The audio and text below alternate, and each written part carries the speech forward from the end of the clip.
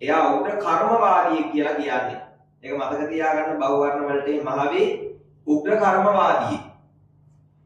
ඇයි නිගණ්ඨනාථ පුත්තට උග්‍ර කර්මවාදී කියලා කියන්නේ? උග්‍ර කර්මවාදී කියලා කියන්නේ කර්මය දැඩිව විශ්වාස කරපු කෙනෙක්. දැන් ඇත්තටම බුදුහාමුදුරුවෝ කර්මය ගැන ඉගැන්නුවා. හැබැයි බුදුහාමුදුරුවෝ උග්‍ර කර්මවාදී කියන කියේ නැහැ.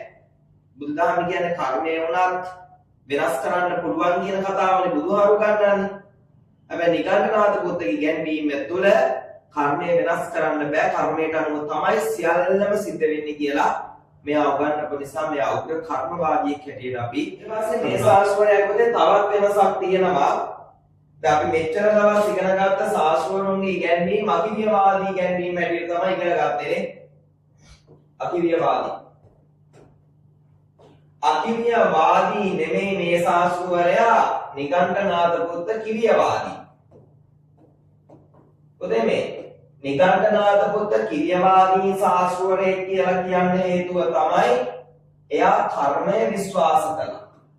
නිකන් නෙමෙයි අපි කිව්වේ දැඩිව විශ්වාස කරා කියලානේ.